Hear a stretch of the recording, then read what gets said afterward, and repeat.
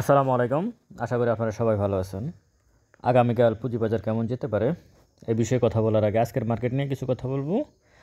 আগামীকাল মার্কেট কী হতে পারে সে বিষয়ে আলোচনা করব এবং দু একটা নিউজ নিয়ে, বিশেষ করে আইসিবিকে নিয়ে একটু কথা বলতে চাচ্ছি। আইসিবির যিনি প্রেসিডেন্ট, উনি একটা সংবাদ সম্মেলন করেছেন আজকে, ওখানে উনি কিছু কথা বলেছেন। তো যাই হোক, আজকের মার্কেটের সবচেয়ে বেশি পজিটিভ দিক হচ্ছে লেনদেন, 512 কোটি টাকার লেনদেন। এটা খুবই পজিটিভ দিক। ইন্ডেক্সটা প্লাস হলোই, সেটা ঠিক আছে, কিন্তু ইন্ডেক্সের থেকে আমি মনে করি যে 512 কোটি টাকার লেনদেন এটা খুব পজিটিভ। আর 38টা শেয়ার আজকে 3% দাম বেড়েছে। 3% যদি আমি দাম ধরি তাহলে 38টা শেয়ারের প্রাইস 3% বেড়েছে, এটাও পজিটিভ দিক। আরও একটা পজিটিভ দিক হচ্ছে অ্যাডভান্স 199টা শেয়ার, তার মানে খুব বেশি শেয়ারের প্রাইস কমে নাই।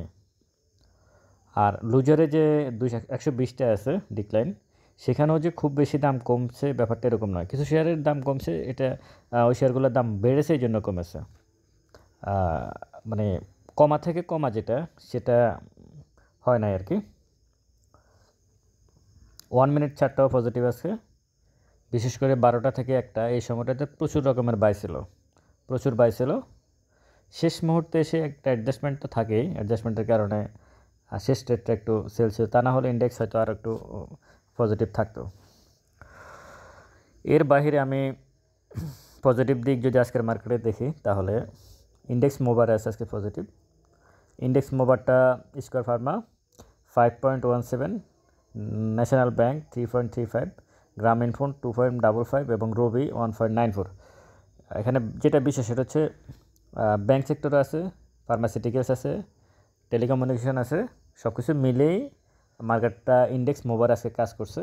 শুধু ওই একটা ইসলামী ব্যাংক অথবা ব্র্যাক ব্যাংক দিয়ে মার্কেটকে আপ করে রাখা হয় না, বরং আজকে নেগেটিভ ছিল ইসলামী ব্যাংক 2.64 এবং ব্র্যাক ব্যাংক 1.57, কিন্তু ইন্ডেক্সটা প্লাস ছিল। এটাই পজিটিভ দিক, আজকের মার্কেটের সবচেয়ে বড় পজিটিভ দিক আমি যদি মনে করি এটা, যার কারণে 38টা শেয়ারের প্রাইস 3% করে বাড়ছে। যদি ইসলামী ব্যাংক মানে ফেক ইন্ডেক্স প্লাস করে রাখা, সেটা ইসলামী ব্যাংক এবং ব্র্যাক ব্যাংক দিয়ে, যেদিন ইসলামী ব্যাংক এবং ব্র্যাক ব্যাংক দিয়ে ইন্ডেক্স প্লাস হয় সেদিন অন্যান্য শেয়ারের প্রাইস খুব বেশি বাড়ে না, এটা মোটামুটি আমাদের জানা কথা। আর আজকের মার্কেটে আজকের মার্কেটে যদি নেগেটিভ দিক আমি খুঁজতে যাই, আজকের মার্কেটের নেগেটিভ দিক হচ্ছে টফে। এটা আমি মনে করি 5-6 দিন থেকেই টফে ছিল। যে শেয়ারগুলো আজকে টফে ছিল বেশিরভাগ শেয়ারেরই কোনো ফি নেই, ফিটা নেগেটিভ। হ্যাঁ, ইপিএস নেগেটিভ, ডিভিডেন্ড নাই, কিন্তু শেয়ারের প্রাইস বাড়তেছে। এটার একটা ব্যাখ্যা আমি দিয়েছিলাম যে আসলে এগুলোর ভিতরে অনেক আদি যুগের কিছু টাকা আছে, যার কারণে শেয়ারগুলোর প্রাইস বাড়তেছে। তবে এই শেয়ারগুলো থেকে যত দ্রুত সম্ভব আপনারা এক্সিট নিয়ে ভালো ভালো শেয়ারে আসবেন, ফান্ডামেন্টাল শেয়ারে আসবেন, একটা সময় নিয়ে প্রফিট করে বের হবেন, এটাই বলার। হয়তো আমার কথা অনেকের কাছে খুব বেশি ভালো লাগবে না, যেহেতু সময় নেওয়ার কথা বলতেছি, খুব দ্রুত প্রফিট করার যে একটা বিষয় আছে সেটার জন্য হয়তো আমার কথাটা ভালো লাগবে না, কিন্তু খুব দ্রুত প্রফিট করে খুব দ্রুত টাকাগুলো শেষ হয়ে যায়। যেখানে ইনভেস্টমেন্ট করে টাকা শেষ হয়ে যায় সেখানে আপনি দ্রুত ট্রেড করে কীভাবে টাকা বানাবেন। তো যাই হোক, আগামীকালকের মার্কেট কী হতে পারে এবার যদি আসি। আগামীকালকের আজকে আইসিবি 4% না 10% এই সুদের সমাপ্তি হলো, এবং মুভিং অ্যাভারেজ 14 দিনের ভ্যালু অনুযায়ী বাই সিগন্যাল দিল, হিস্টোগ্রামের বার বাই সিগন্যাল আসলো, ম্যাকডিও বাই সিগন্যাল দিয়ে দিল, 3টা সাইড থেকে আজকে বাই সিগন্যাল আসলো এবং আইসিবির টাকার যে প্রবলেম সেটাও সমাধান হলো, সব কিছুই পজিটিভ। সুতরাং আগামী দিনের মার্কেটে আমরা ভালো কিছু দেখব। আমি একটু আগে একটা ভিডিও দিয়েছিলাম আইসিবির বিষয়ে। সরকারের যখন নীতি সহায়তা আসে তখন স্বাভাবিকভাবেই মার্কেট ভালো হয়। এর আগে 20 সালেও কিন্তু এরকম নীতি সহায়তা আসছিল, যখন ইন্ডেক্স অনেক বেশি নেমে গেছিলো, সম্ভবত 20 সালের মার্চ, এপ্রিল, মে, জুন এই সময়টাতে। তখনও সরকারের থেকে একটা নীতি সহায়তা দেওয়া হয়েছিল, বিভিন্ন প্রত্যেক ব্যাংকে 200 কোটি টাকা দেওয়া হয়েছিল যাতে মার্কেটে ইনভেস্ট করে। তখন আবার 21 সাল পর্যন্ত একটা ভালো একটা মার্কেট আমরা দেখেছি। এখনও যেহেতু এখন তো আর ফান্ডটা আর একটু ভালোভাবে আসছে, আশা করি আগামী দিনে ভালো কিছু হবে। তো আগামীকালকের মার্কেট সমস্ত কিছু মিলিয়ে পজিটিভ থাকার সম্ভাবনা বেশি এবং ভালো ভালো শেয়ারের দাম বাড়ার সম্ভাবনা বেশি। ভালো শেয়ারগুলোর দাম বাড়ার সম্ভাবনা বেশি আগামীকালকে। মানে আজকে গত 3 দিন যে শেয়ারগুলোর প্রাইস বাড়ছে, আমার কাছে মনে হচ্ছে আগামীকালটা একটু ডিফারেন্ট হতে পারে ভালো শেয়ারের জন্য। যেমন আজকে ইন্ডেক্স মোবারে আমি ভালো ভালো কয়েকটা শেয়ারকে দেখলাম। ইন্ডেক্স মোবারে যদিও সবসময় ভালো শেয়ার থাকতে হয়, কিন্তু আজকের ইন্ডেক্স মোবারটা একটু ব্যতিক্রম। তো সব কিছু মিলিয়ে আগামীকালের মার্কেট পজিটিভ, এটা ধরে নেওয়া যায়। আর এর বাহিরে আইসিবিকে নিয়ে যেটা আসলে আপনারা শুনতে চাচ্ছেন সে বিষয়ে দু একটা কথা বলি। আইসিবির চেয়ারম্যান আবু আহমেদ উনি একটা সংবাদ সম্মেলন করছে। এই সমস্যার সমাধান হওয়ার পরে ওনাদের কাছে টাকাটা আছে, কিন্তু 4%-এর কারণে তারা মার্কেটে আসতে পারতেছিল না। তো সব কিছু মিলিয়ে ওনারা এখন মার্কেটে আসবে। তো উনি বলছে যে এই 3,000 কোটি টাকার পোর্টফোলিওটা আলাদা হবে।